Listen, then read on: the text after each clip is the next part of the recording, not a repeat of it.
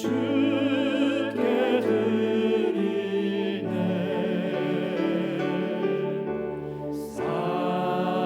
사랑하는 구주 앞에 모두 드리네.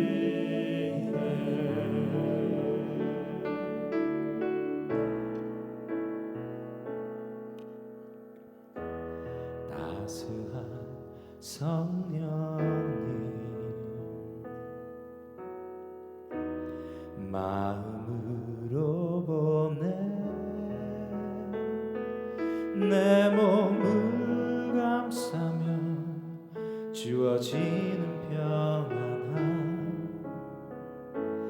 만족함을 느끼네. 따스한 성령님 따스한 성령님 마음으로 보내 내 몸을 감싸며 주어지는 평안함 만족감을 느끼네. 부르신 곳에서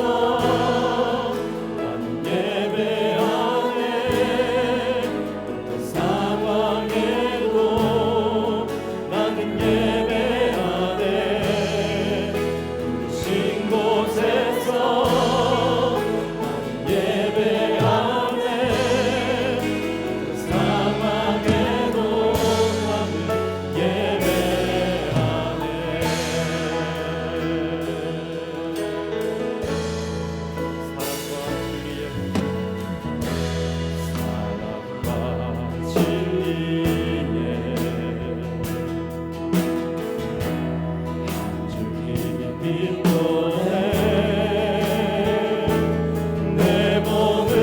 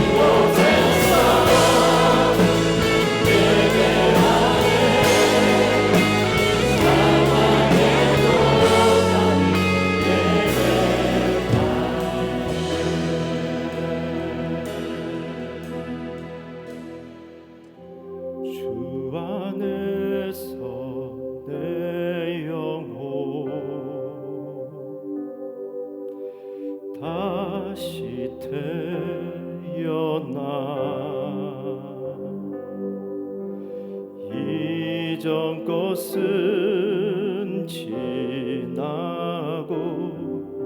새롭게 됐네. 죄로 물든 내 모습 예수와 함께 죽고 부활 생명 내 안에 새로운 삶이 열렸네.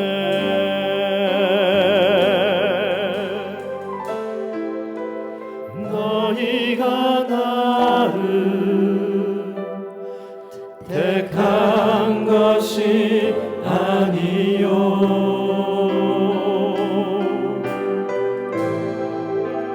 내가 너희를 택하여 세웠나니 오직 내 안에 오직 내 속에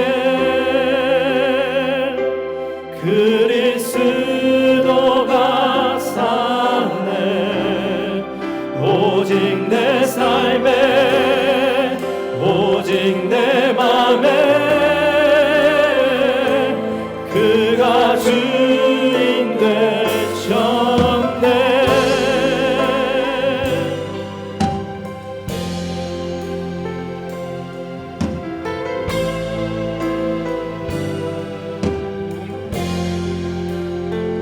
죄로 물든 내 모습 예수와 함께 죽고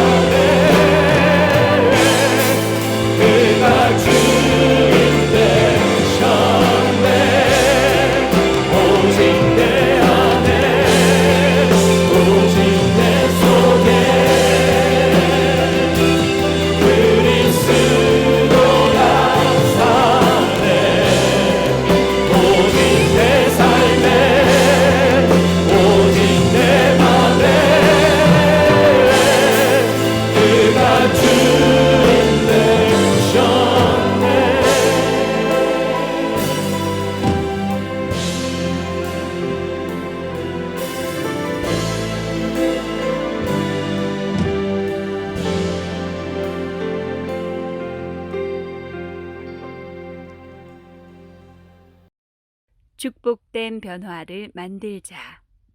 고린도후서 3장 6절로 11절까지 말씀입니다.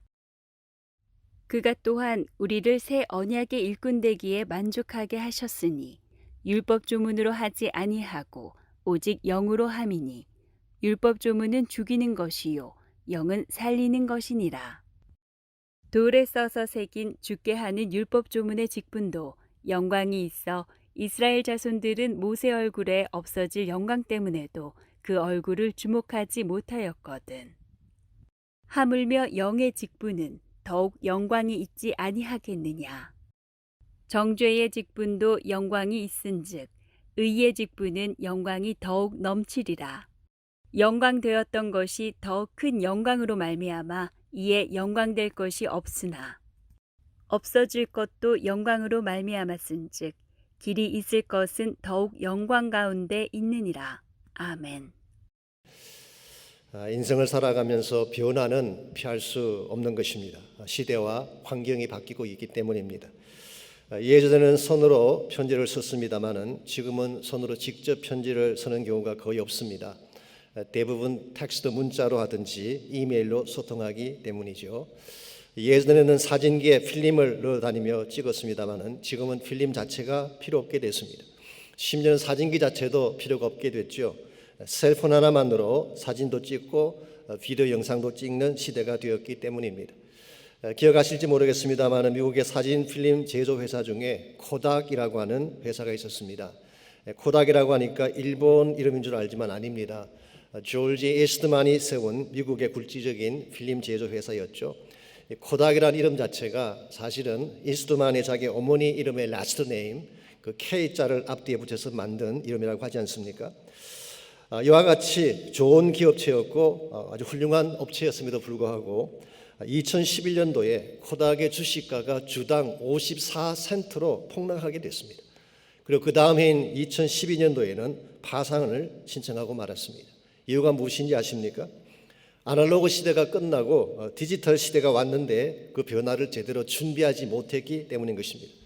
나중에 이 사실을 인지하고 디지털 카메라를 만들고 오늘날은 프린트 기기를 제작하는 회사로 변모했습니다마는 예전의 명성은 사라진 지 오래가 됐습니다. 우리에게 변화가 왔을 때에 변화를 잘 인식하고 변화에 올바르게 대처하는 것은 굉장히 중요한 것입니다. 그래도 불구하고 사람들은 변화를 싫어합니다. 오랜 관행 때문이기도 하고 변화가 가져올 두려움 때문이기도 합니다. 혹은 자신들이 가지고 있던 고정관념이 변화를 거부하는 케이스도 있습니다. 여러분께서 잘 아시는 철학자 중에 아리스토텔레스라고 하는 분이 있죠. 이분은 주전 4세기 그리스의 철학자요 물리학자였으며 알렉산더의 스승이기도 했죠. 제가 알기로는 중세까지 유럽의 문명과 문화에 가장 큰 지대한 영향을 끼친 사람이 아리스토텔레스였습니다. 이분이 주장했던 것 중에 하나가 두 물체를 위에서 떨어뜨리면 무거운 것이 먼저 땅에 떨어진다. 이것이 이분이 주장했던 것입니다. 이것을 사람들이 1900년 동안 신봉해 왔습니다. 그런데 여기에 의심을 품은 갈릴레오라고 하는 사람이 1589년도에 피사의 사탑 위에 10파운드짜리 물체와 1파운드짜리 물체를 동시에 떨어뜨리는 실험을 했습니다. 결과가 어떻게 됐을까요? 두 물체가 동시에 똑같이 떨어진 것입니다.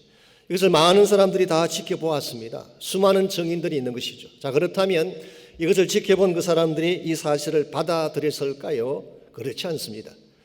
1900년 동안 아리스토텔레스를 신봉했던 이 사람들의 고정관념이 그것으로 깨어지지 않는 것입니다. 그래서 오히려 창의적이었던 갈릴레오를 사실 이것뿐만 아니라 지동설까지 주장했기 때문에 오히려 감옥에 보내는 이런 우를 범하고 말았습니다.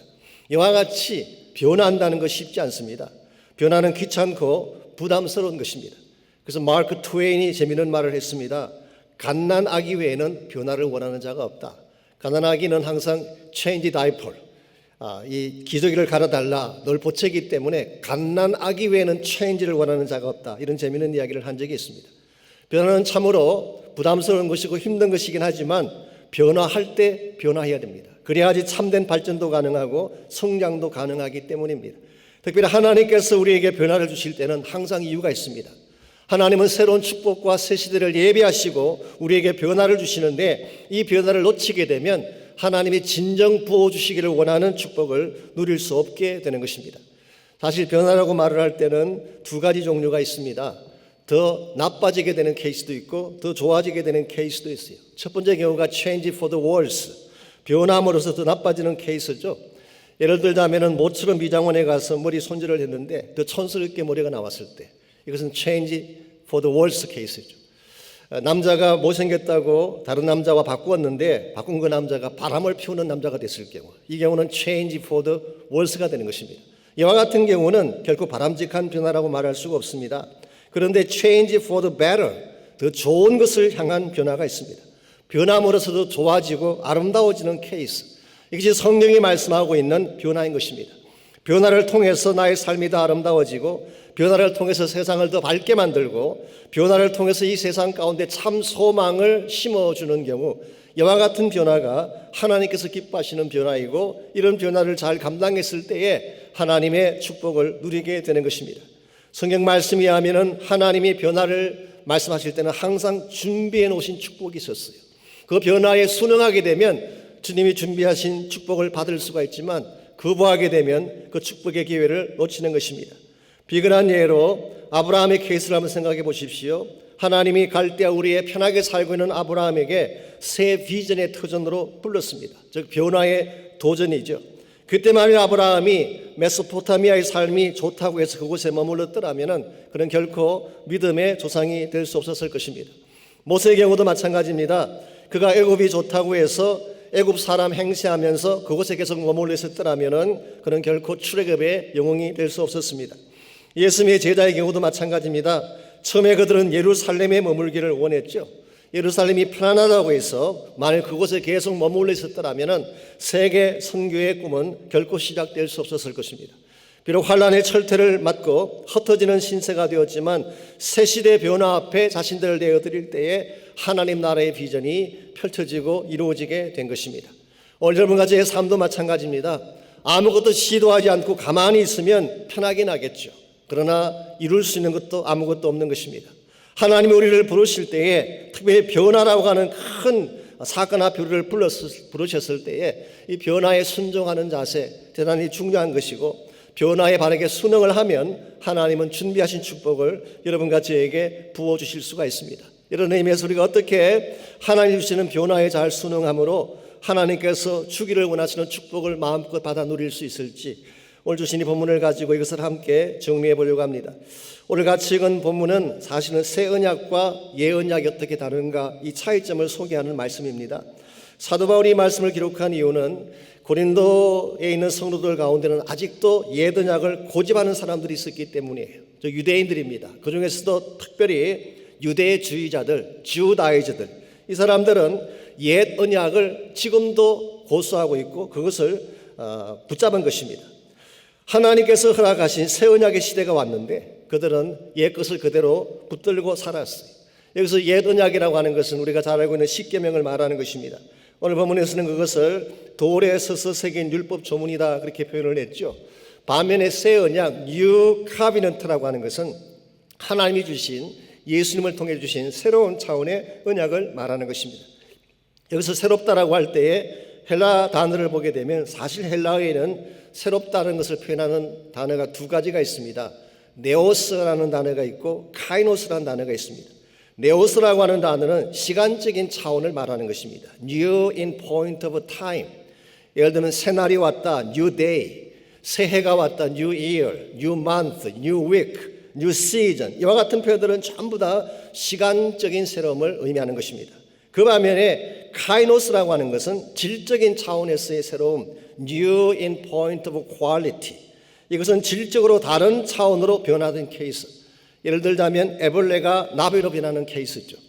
우리의 옛 성품이 바뀌어서 새 피조물이 되는 케이스. 이 경우가 바로 카이노스의 변화인 것입니다. 오늘 본문에서 새 언약이라고 할 때 새라는 단어에 사용된 헬라어가 바로 카이노스였습니다. 그러므로 새 언약은 단순히 시간적으로 나중에 주어졌기 때문에 새 언약이 된 것이 아니라 질적으로 다른 언약이다 그런 뜻입니다. 그런데 그렇게 생각합니다. 구약에 나오는 언약은 옛 언약이고 신약에 나오는 것은 새 언약이다 그렇게 구별하는 분이 계시지만 엄격한 의미에서 그것은 맞는 말이 아닙니다. 왜냐하면 구약에도 지난주에 소개해드린 것처럼 예레미야 31장에 보면은 새 언약이 나오고 있습니다. 이것은 시간적인 차원에서 새롭다 그런 뜻이 아니라 질적으로 다른 언약을 주셨다 그런 뜻입니다. 옛 언약이 돌판에 새겨진 십계명이었다고 한다면은 새 언약은 예수님의 피로 세운 언약입니다. 옛 언약이 정죄를 위한 리걸 코드였다고 한다면 새 언약은 사랑과 은혜의 베이스를 둔 새로운 차원의 언약을 주신 것입니다. 이와 같이 하나님이 새로운 시대에 새로운 언약이라는 축복을 안겨주셨으면 이것을 억셉트하고 여기에 순응을 해야 되는데 유대인들은 그렇게 하지 않았어요. 자, 왜 유대인들이 하나님이 준비하신 새 언약을 거부했을까요? 옛 것을 버리지 못해서 그런 것입니다. 혹은 그들이 현재 누리고 있는 종교적인 기득권을 버리지 못했기 때문에, 혹은 maybe 그들 마음속에 완악한 심령이 있어서 그들은 옛 것을 버리지 못했을 수도 있습니다. 이유가 어찌되었든 간에 새 시대가 도래했고 새 언약의 주인공이셨으면 그 바로 새 언약의 주인공을 받아들이고 새로운 축복을 향해 나아가야 되는데 그들은 그것을 리젝트하고 거부한 것입니다. 이것은 대단히 불행한 선택이 아닐 수가 없습니다. 오늘 여러분과 저의 삶에는 이와 같은 모습이 없을까요? 현실이 좋고 세상 삶이 편해서 하나님이 주시는 새 변화를 거부한 케이스 없을까요? 예수님은 여러분과 저에게 새로운 비전을 보여주고 계시는데 아직도 과거에 얽매여서 제자리의 걸음을 하고 있는 케이스. 하나님은 예배가 변화되어지고 새로운 부흥이 일어나기를 소원하고 계시는데 우린 여전히 타성에 젖어서 옛 모습을 반복하고 있다면 우리 하나님을 실망시킬 수밖에 없는 것입니다. 미국의 중부에는 어느 교회 주보에 건축에 대한 계획이 주보에 실렸어요. 아마 그 교회 건축위원회에서 결정한 사항인 것 같습니다. 1번, 우리는 새 예배당을 건축한다. 2번, 현재 예배당 자리에 새 예배당을 짓는다. 3번, 현재 예배당의 재료를 새 예배당을 짓는 건축 재료로 사용한다. 4번, 새 성전이 완공될 때까지 현재 예배당에서 예배를 드린다. 여러분, 이게 과연 가능한 계획일까요? 현재 것은 그대로 두면서 어떻게 새 것을 지을 수가 있겠어요? 물론 조크 같은 이야기이긴 합니다만은 여러분과 저의 삶 가운데도 이와 같은 우려를 범할 때가 참 많습니다. 나에게 주어진 현재 것을 바꾸지 아니하면서 새 변화를 맞이한다는 것은 있을 수가 없는 것입니다. 옛 것을 내려놓아야 합니다. 나의 고정관념을 내려놓아야 됩니다. 그리고 하나님께서 나에게 보여주시는 참된 변화를 잘 수용해서 그 변화에 합당한 삶을 살아가게 되면 여러분과 저는 하나님 사회주의 기적을 누리게 되고 하나님이 정말 주고 싶어 하시는 축복을 소유하게 되는 것입니다. 이런 면에서 이 아침 우리가 물어야 될 중요한 질문이 것입니다. 하나님이 여러분과 저의 삶 가운데 변화를 주시고 계시는데 이 변화를 축복의 변화로 만들려면 과연 무엇이 필요할지 오늘 주신 부분을 통해서 우리에게 주어진 모든 변화가 축복으로 변화되기 위해서 필요한 몇 가지 원리를 여러분과 함께 나누려고 합니다. 첫 번째로 우리 모두가 축복된 변화를 이뤄내기를 원한다면 제일 첫 번째 필요한 것이 마음의 준비가 필요합니다.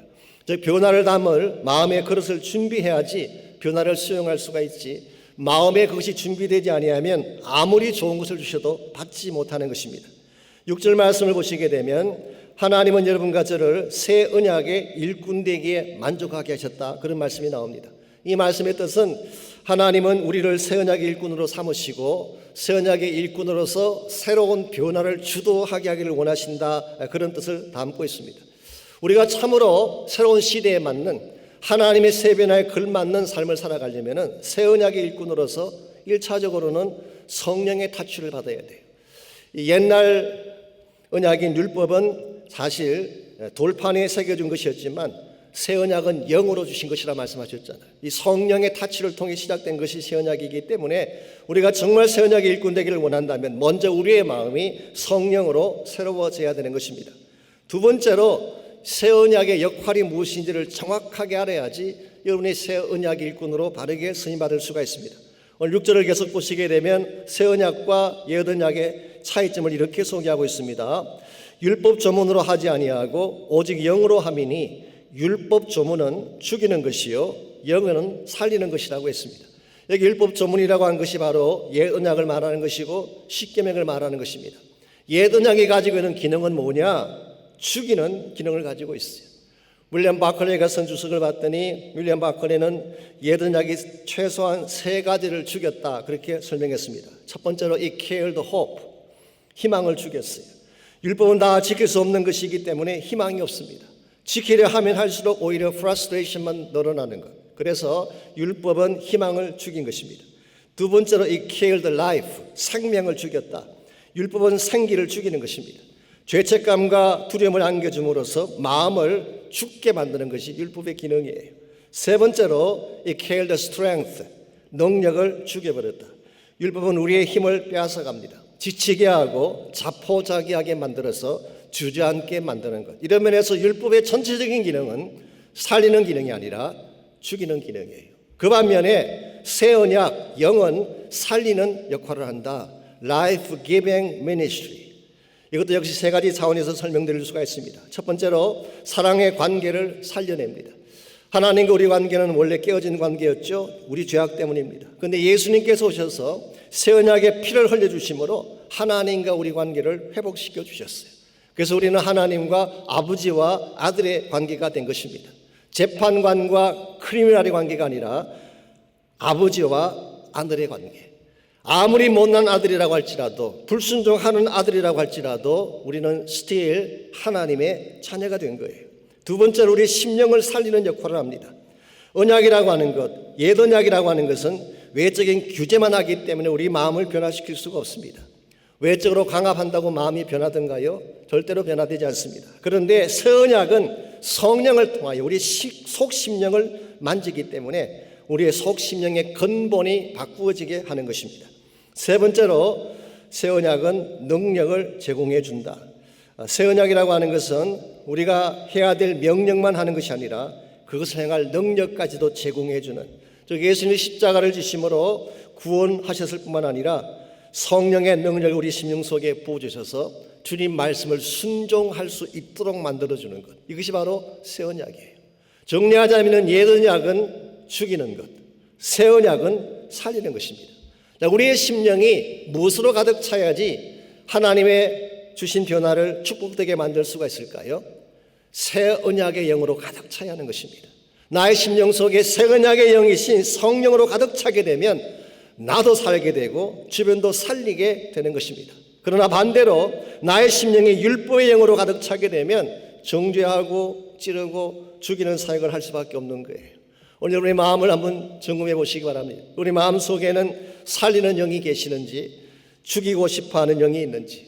우리 마음 속에 살리는 영이 있어야지 가정도 살아나게 되고 공동체도 살아나게 되고 우리 주변 사람들이 생기를 얻게 되는 것입니다. 요즘 신문이나 뉴스를 보게 되면 트럼프 대통령이 많은 비판을 받고 있습니다.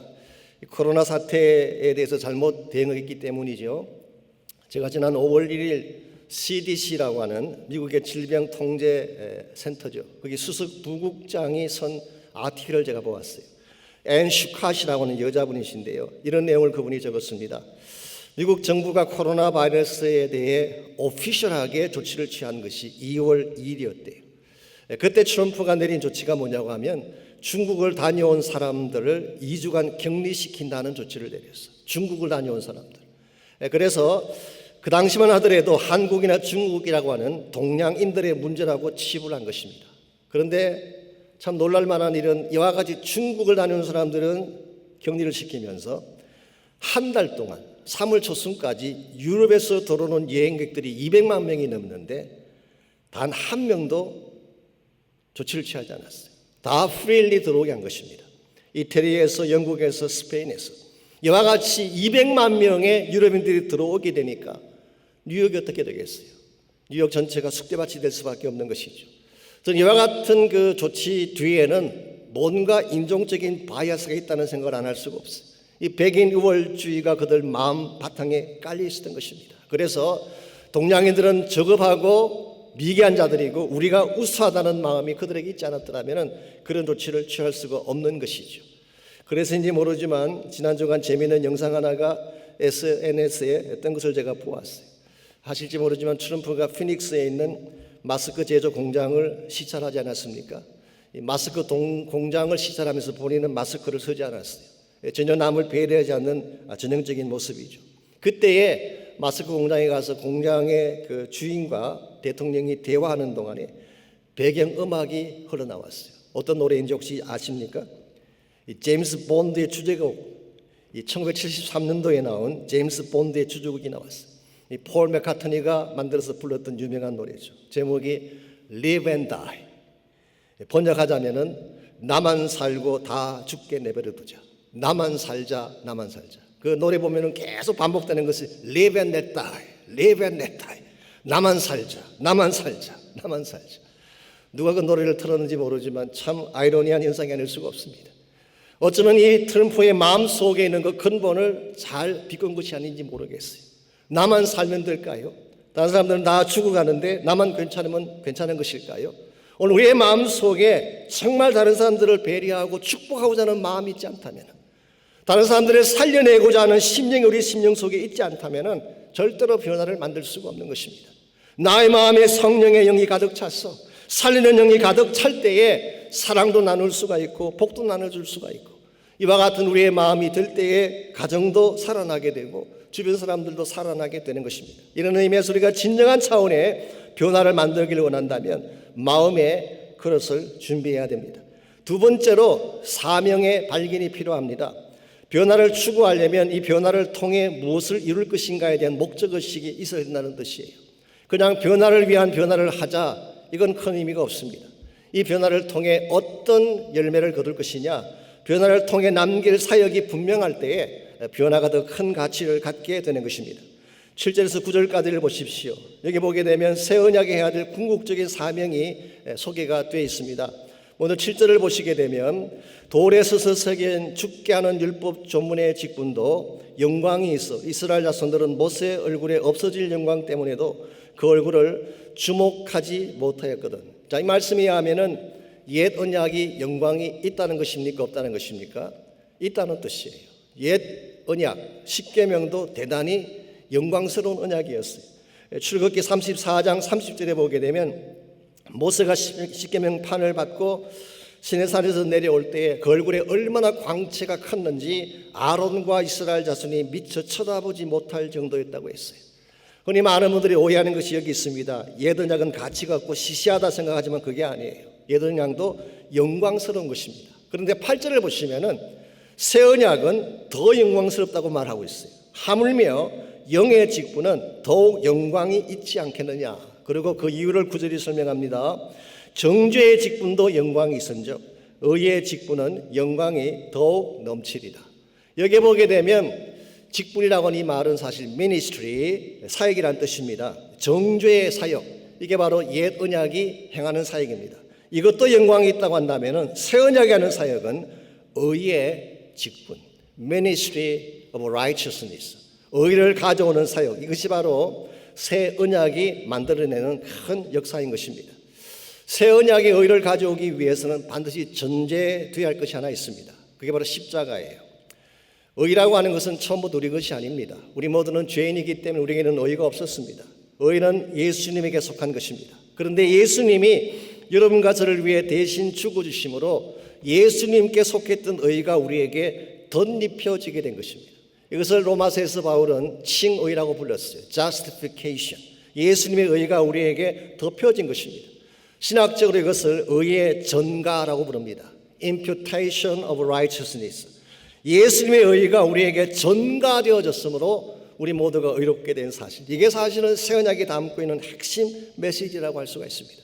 우리 모두는 다 죄인입니다. 우리 모두는 다 멸망받아 마땅한 존재인데 우리에게 새 언약이 임하게 되면 여러분과 제가 의롭게 되고 하나님의 자녀가 되고 하나님이 소유하신 모든 축복을 누릴 수 있게 되는 사실. 이게 얼마나 큰 축복이에요. 하나님은 새 언약을 통해서 이와 같이 의를 가져오게 되고 의를 통해서 수많은 사람들을 복음으로 구원받게 하는 이것이 새 언약의 중요한 역할이고 사명이라고 할 수가 있습니다. 오늘 우리 주변을 보게 되면 사실 이 사실을 모르는 가운데에 소망 없이 사는 분들이 많이 계세요. 척박한 이민의 현실에서 어디로 가야 될지 무엇을 해야 될지 갈 바를 알지 못하는 분들이 많고 고아처럼 방황하며 헤매는 사람들이 참 많습니다.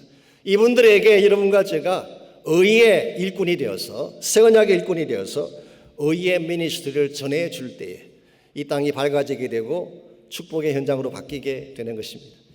언젠가 여러분 기억나실 것입니다. 금요일 저녁에 우리 그레이스랜드 교회 홍성원 목사님께서 말씀을 전해주신 적이 있죠. 이 그레이스랜드 교회는 저희 교회 안에 있는 농인 교회, 우리 데프 미니스트리, 농아하고 농인은 다른 거 아시죠? 저도 그날 처음 알았습니다. 농아라고 하면은 deaf and mute, 청각과 이 말씀하는 것이 다 잘 안 되는 경우에는 농아라고 하고, 농인이라고 하면 deaf, 청각이 안 되는 경우를 말합니다. 지금 이제 빌립 교회에서 열심히 같이 동력을 하고 있는 줄 알고 있습니다만은, 그날 저녁에 제가 들으니까 LA 지역의 농아가 농인이 2만 5천여 명이 있다고 합니다. 굉장히 많은 숫자가 있어요. 그런데 교회 출석하는 사람들 숫자는 80명 내지 90명밖에 안 됩니다. 이유가 뭔지 아십니까? 이 농아 교회들이 자꾸 문을 닫는 바람에 현재 남아있는 것이 3개밖에 없대. 3개밖에. 왜 그럼 자꾸 문을 닫느냐? 그 이유는 후임자를 구할 수 없어 그렇대요. 참 전 얼마나 마음이 아픈지 말이죠. 다른 교회에 가려고는 그렇게 길을 쓰는 사람들이 많은데 정작 필요로 하는 곳에는 갈 사람이 없어서 교회가 문을 닫고 있다는 현실. 그날 밤 홍 목사님이 이런 이야기를 하셨어요. 자기가 성 어거스틴의 글을 읽다가 이런 글을 읽었습니다. 듣지 못하면 구원받지 못하는 글을 읽다가 울었다고 하지 않습니까? 만일 듣지 못하면 구원받지 못한다는 것이 사실이라면 저 농인들은 어떻게 구원받습니까? 이게 본인으로 하여금 사역에 뛰어들게 한 중요한 동기 중에 하나였다고 말씀하셨어요. 오늘 하나님께서는 이와 같은 자들에게 복음이 전거되기를 소원하고 계세요. 하나님께서 꿈꾸는 세상은 멀리 있지 않습니다. 바로 우리 곁에 있는 것입니다. 언젠가 저 농인 형제들, 그 자매들도 마음껏 복음을 들을 수 있는 세상, 소외된 사람들 어떤 장애라도 하나님 만나면 행복해지고 마음껏 찬양할 수 있는 세상, 어떠한 죄인도 용서받아서 사람답게 사는 세상, 이게 주님이 꿈꾸는 세상이에요. 하나님 여러분과 저를 부른 목적이 여기 있습니다. 이 마지막 시대에 그 사역을 감당하라고, 의의 직분을 감당하라고 하나님께서 여러분과 저를 불러주신 것입니다. 이 사명의식이 분명할 때에 우리 자신을 처복종시켜서라도 하나님의 사명에 순응하게 되고, 나를 변화시킬지라도 이 사명이 잘 이루어지도록 결단하며 헌신하게 되는 것입니다. 이런 의미에서 축복된 변화를 만들어내려면 마음의 그릇도 준비해야 되고 사명도 발견을 해야 되는 것입니다. 그러나 한 가지가 더 있습니다. 대가 지불이 필요한 것입니다. 아무리 좋은 것이라도 대가 지불 없이 성취되는 일은 없습니다. 변화도 마찬가지입니다. 진정한 변화를 가져오려면 그것이 합당한 대가를 지불해야 되는 것입니다. 그것이 물질이든 시간이든 나의 기득권이든 내가 가진 것을 내려놓지 아니하면 참된 변화를 만들 수가 없습니다. 오늘 본문에 보시면은 옛 영광의, 옛 언약의 영광을 표현할 때에 없어질 영광이다, 그런 표현을 했어요. 없어질 영광. 실제로 보면 모세 얼굴에 없어질 영광, 그런 표현이 나오죠. 11절에서도 없어질 것이라는 표현이 나옵니다. Fading away 혹은 brought to an end. 이것은 영원하지 않다는 뜻입니다. 옛 언약은 결코 영원한 영광이 아닙니다. 그 반면에 11절을 보시게 되면 길이 있을 것, 이게 바로 새 언약을 말합니다. 이 길이 있다는 말은 영원히 있다, permanent하다, 그런 뜻입니다. 이것은 새 언약을 의미하는 것입니다. 자, 그렇다면 왜 옛 언약이 영원하지 못할까요? 그 이유는 하나님이 처음부터 옛 언약을 주실 때는 하나의 과정으로 주신 것이기 때문에 그렇습니다. 이 목표로 주신 것이 아니고 고울로 주신 것이 아니라 스테이지로 지나가는 과정으로 주신 것이 옛 언약이에요. 유대인들이 이것을 잘못 이해한 것입니다.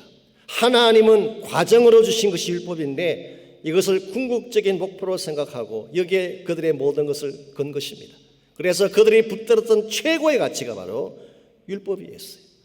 그리고 율법을 지키고 종교적으로 도덕적으로 바르게 살기만 하면 다 되었다, 더 필요한 게 뭐가 있겠냐.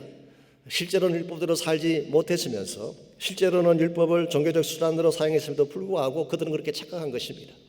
내가 율법을 지키고 율법대로 살게 되면 충분하지 그 외에 뭐가 더 필요한 것이 있겠느냐라고 하는 마음, 이것이 진짜 축복인 새 언약을 리젝트하게 된 이유가 된 것입니다. 여러분, 율법은 나쁜 것은 아닙니다. 율법은 나쁜 것은 아니에요. 그러나 율법이 하나님이 준비하신 최선은 결코 아니에요. 여러분이 내 생각이 괜찮다고 생각하는 것, 이 정도면 됐다고 생각하는 것을 내려놓아야지 하나님이 준비하신 최선을 받을 수가 있는 것입니다. 그래서 미국 사람들이 하는 이야기 중에 이런 말이 있잖아요.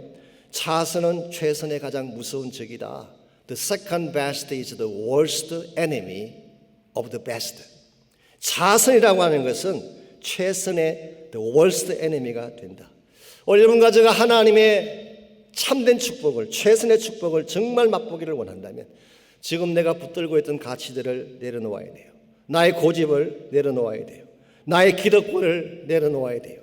이 정도면 됐다고 하는 안일주의적인 생각을 내려놓고 하나님 앞에 철저하게 나를 비울 때 하나님 우리 삶 속에 진정한 가치를 부어주시고 참된 축복을 부어주시는 것입니다.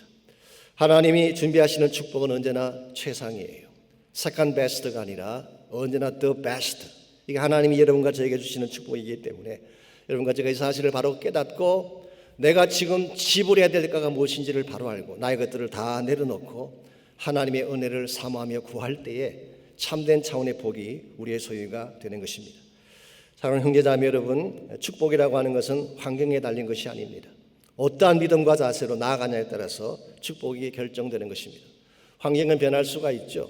악할 수도 있고 좋을 수도 있는 것입니다. 그러나 아무리 악한 환경이 나에게 왔다고 할지라도 바른 믿음과 자세로 하나님께 나가게 된다면 우리는 그 최악의 상황 속에서도 최선의 축복을 만들 수가 있는 것입니다.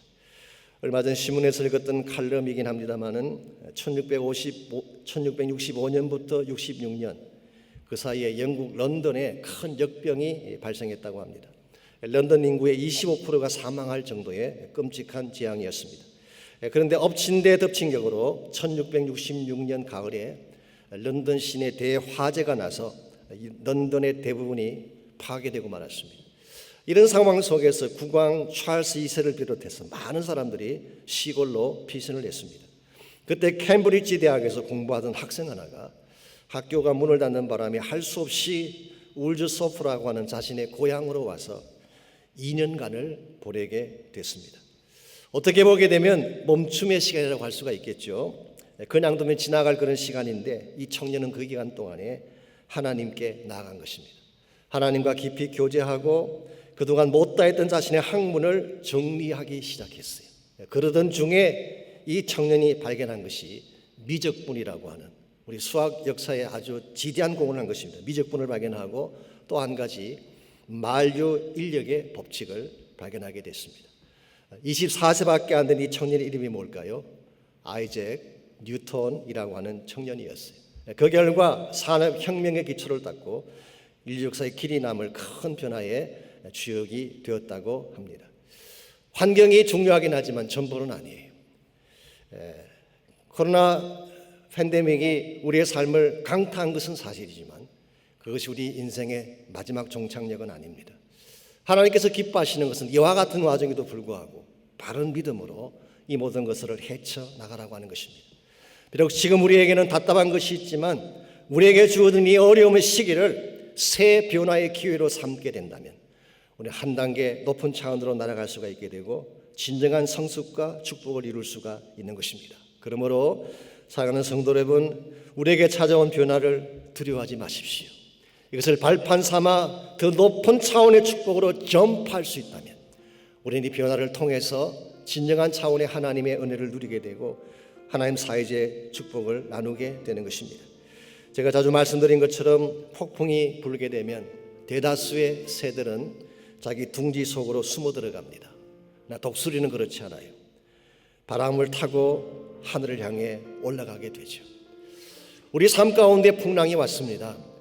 코로나 바이러스라고 하는 큰 폭풍이 찾아왔는데 우리 둥지 속으로 몸을 숨길 수도 있고 반대로 독수리처럼 더 높은 창공을 향해 날아갈 수도 있습니다. 오늘 하나님께서 기뻐하시는 변화는 독수리같이 비상하는 것입니다. 절대로 환경에 굴복하지 마십시오. 변화의 사건 앞에 여러분 자신이 주저하지 마십시오.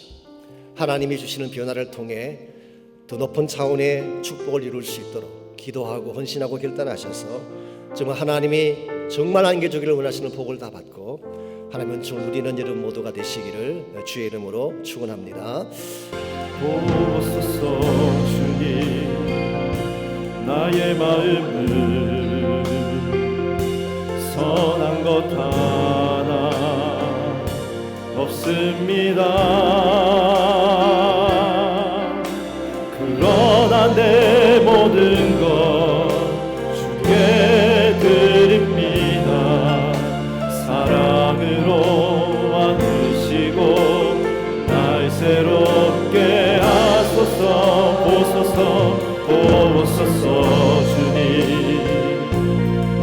마음은 선한 것 하나 없습니다.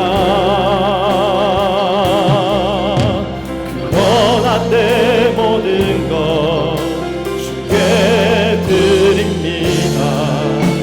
사랑으로 안으시고 날 새롭게 하소서. 주님 마음 내게 주소서.